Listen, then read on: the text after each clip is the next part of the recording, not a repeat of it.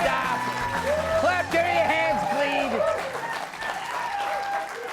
Happy Tuesday, everyone. What a mildly attractive group.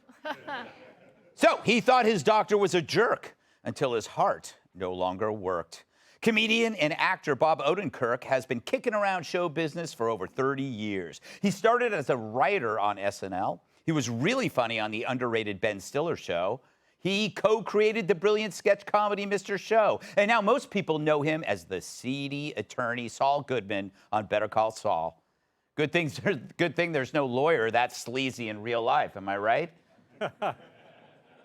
He also does a lot of charity work for the underprivileged. I knew the audience would not know who David Cross is. But I left it in there anyway, because I don't care. A few years ago, Odenkirk had a heart attack and almost died while filming the final season of his series. True, Better Call Saul became Better Call 911. It's a fate I wouldn't wish on any actors unless they try to bring back According to Jim. Odenkirk survived, thank goodness. And recently he went on a podcast and looked back on his heart attack, saying this near-death experience could have been prevented if he had only listened to his doctor. So, why didn't he listen? My doctor was a conservative. He got crankier and crankier the older he got. I hated this side of him that I only learned over time. He said, you need to start taking statins right now. And I said, well, I don't know. I don't have heart disease in my family. He goes, just take them. And I had a heart attack.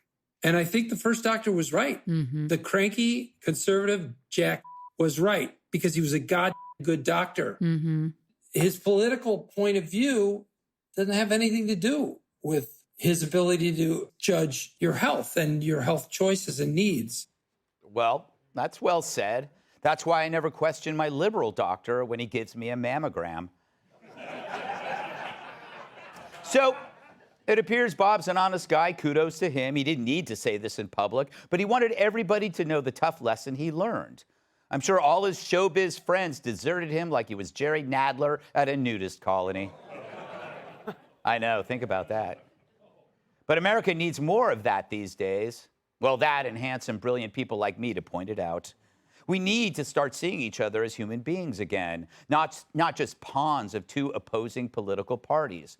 Our lives are more important than some dumb agenda, and someone should tell that to those hairy heifers at The View.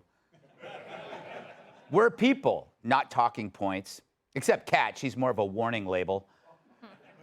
But what if Odenkirk had a doctor with a much different worldview? Like, I don't know, maybe this? The upside, she can check your prostate without her hands. I know. But imagine if he had a far-left doctor who had told him not to do anything to prevent heart disease because, there are too many humans on the planet already. Because he's an old white guy who doesn't have the common decency to identify as an old white woman. Because politics will indeed matter if, say, you have a woke doctor who's only concerned with equity. Someone who lets you die untreated to raise the rates of cancer among your group identity to match those of another, quote, marginalized group. That's the logic. Sorry you're going to die, Bill, but enjoy your last few months knowing you contributed to an equitable society. Here's an envelope for BLM when you make out your will. You can imagine how bad things would get if all those jobs you rely on to make your life better were filled with woke knuckleheads. The woke mechanic would say, instead of an oil change, I converted your car to solar power. It only works when it's sunny out. That'll be 80 grand. Or how about a woke police officer? Can I see some ID? We had reports there are people over the age of 18 at this drag show. Or how about the woke teacher? Wait, those are everywhere. And how is that working out? Our students are It's as if education is replacing knowledge with grievance and team locker rooms with, I'll show you mine if you show me yours.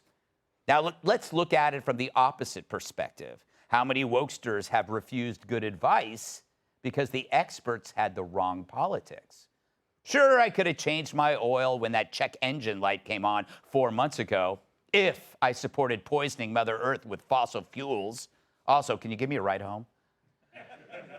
You know, Doc, I'm against the use of all petroleum products, including plastics. So you'll need to do that prostate exam on me wearing a renewable wool glove. Wasting all that water just because my home's on fire? Now, I'm really glad I glued myself to that fire hydrant. Sure, I could describe the man who beat and robbed me, but you'd probably run straight to the cops. Let's just say he's a really dark-skinned white male. If all this sounds crazy, consider that we now have doctors in America cutting off little boys' genitals because they play with Barbies and somebody told them they're actually girls. Thank God these doctors weren't around when I was a kid.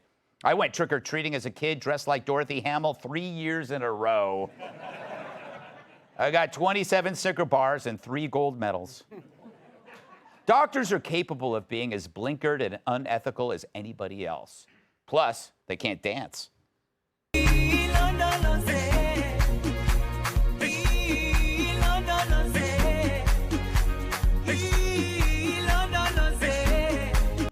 For years now, we've heard the refrain, "That's between me and my doctor." I've said it many times myself when I'm asked what I'm doing at the gynecologist.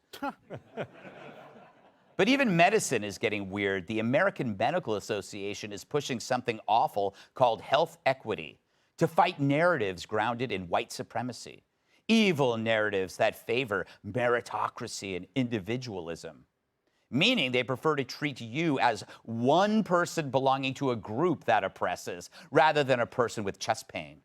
But maybe you deserve to be sick. That mole is malignant, but so are you. So why would you allow your medical decisions to be swayed by any outside consideration? You'd never say, "That's between me, my doctor, and the Department of Motor Vehicles." Or would you? If you'd rather have a heart attack than listen to a Republican, maybe the problem isn't the Republicans. Sure, you went completely blind now, but at least you didn't let Dr. Rand Paul, an ophthalmologist, tell you what to do. The moral of the story, listen to the person who's telling you a hard truth, even if you don't like them. And if you insist on being woke all the time, take it up with your anesthesiologist. Let's welcome tonight's guests. Like Stevie Wonder, he also doesn't get to see his kids. Actor, writer, and comedian Jamie Lissow. She's tougher on China than a loose bull. Former State Department spokeswoman and founder of Polaris National Security, Morgan Ortagus. Throw a breadstick in any Olive Garden in America and you'll hit 10 guys who look just like him. Fox News contributor Tom Shalhoub. And she's got more fake hair than a Trumpy bear. New York Times bestselling author and Fox News contributor Kat Tipp.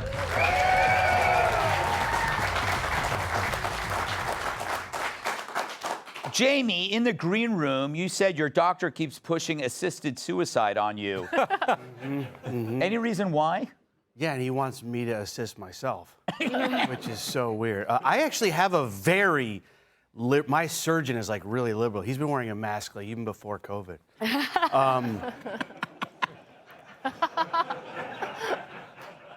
It took a minute, but then they were right there with me. Yeah. I really do I trust my doctor, and he really is liberal, as many doctors are. He told me to stop traveling for comedy, and I said, "Oh, I heard that maybe being on planes it's bad for your health." And he was, "No, it's because you've been coming here for years. You've never said anything funny."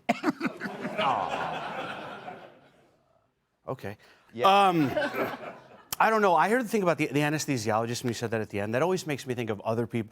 People have very important jobs, and I'm glad Odenkirk admitted this. Right. That was really, I think you're right, that it's really cool to admit people have more important, you got to listen to people that are smarter than us and have important, anesthesiologist, that's an important job. I could never have done that. Because when I worked at Arby's, sometimes I would give someone a little bit extra. Yeah. And, with anesthesiology, you can't do that. No, you can't. Any more? That was pretty good. Thank you. I think that's... You should probably end there. Yeah, I think it's more... End on a high note, okay, so to speak. Tommy? Yeah. You've, as an actor, you probably played a doctor, sometimes in a panel van outside of a woman's college. What do you make of this? Should you judge somebody on their politics when selecting a doctor? Well, it's interesting because, like I say, like you said, like Jamie said, you give the guy credit because it seems like he's learning. Yeah. You know? And that was a revelation for him. Oh, wait a minute. This guy's a Republican, but maybe he's the guy who was going to give me the good advice. Actually, I don't like his advice. I don't like statins. There's too many people on them. So just, I don't think there's any reason to think that that's why he had his heart attack. You know, maybe it was a different thing that caused his heart attack, like the injection he got 3 months before he had the heart attack, the experimental injection. Yeah, maybe. Maybe. You really hate that vaccine, don't you? But I don't know anybody who is I know a lot of conservatives. I know a lot of liberals. I don't know any conservatives who would not trust their doctor because they were liberal. Like, we can't go through our lives if we're only using conservatives. If I want someone to direct my show, how am I going to find a Republican director? There's not that many of them, you know what I mean? You'll never be able to find them because they won't admit it. Yeah, exactly. But the thing about the doctors, it's like bipartisan. You know, I think they both failed. You know, the doctors on the right and doctors on the left, most of them failed during COVID. But the ones who did, it's interesting. Doctors during COVID, a lot of so few of them were able to buck the system. But those who were usually the conservatives. And the ones on the left, they actually were forced into being conservatives. Like there's many doctors that you can see, and people, even left-wing activists, people like Naomi Wolf, they were kind of pushed. Now they're called right-wing activists because they were skeptical of the COVID policy. Yeah. So it's funny. It's not really a bipartisan thing, but they almost made it one.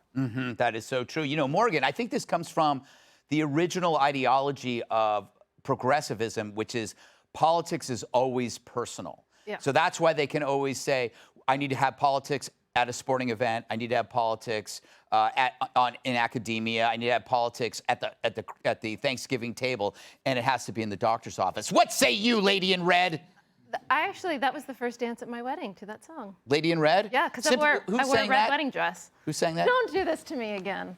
Was it the Rolling Stones? I don't remember. All right. I know. You know, I never know the names of these bands. Yes. So, it's interesting that it's even news. Odenkirk talked about this on a podcast. Like, this is such a revelation that a conservative could be good at something. Yeah. So that's like, I don't even know why that's news, and he felt the need to talk about it at a podcast. But I think what sucks is, especially because of COVID, like you said, politics has entered things, every profession, places that it didn't used to be. You look, I had a baby a few days after the election, and I went to a women's center at the hospital to birth. Now I would go into the birthing center for people who are giving birth, so whatever ridiculous name they're using now. And I mean, I don't think I'm gonna have any more kids, but if I go into a hospital and they call me a birthing person instead of the mom or a woman, it's not gonna end well for whoever is delivering for me. Yeah.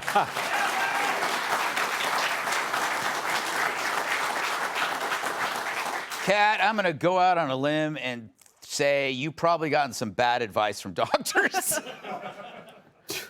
Oh, I don't know.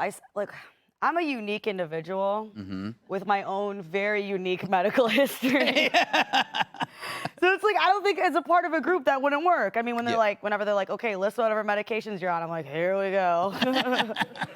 But I think it's great that he actually said this because I think he's a guy who kind of does this a lot. I remember when the summer of 2020, when all these TV shows and episodes were getting scrubbed from streaming services from all these different shows. When it happened to his, he was like, I disagree with that happening. I think that that's a really important thing to do. And I obviously don't have a choice because as a libertarian, if I only saw doctors that agreed with me, that just wouldn't be a thing. I don't think like Gary Johnson could have done my surgery. No. But Rand Paul's a libertarian, and he's an ophthalmologist. That's an eye doctor, Jamie. Oh, Yeah, I thought it was yeah. someone who thinks really positively about stuff. That was good. That's funny. Yeah. So, all right. Well, I think we settled nothing.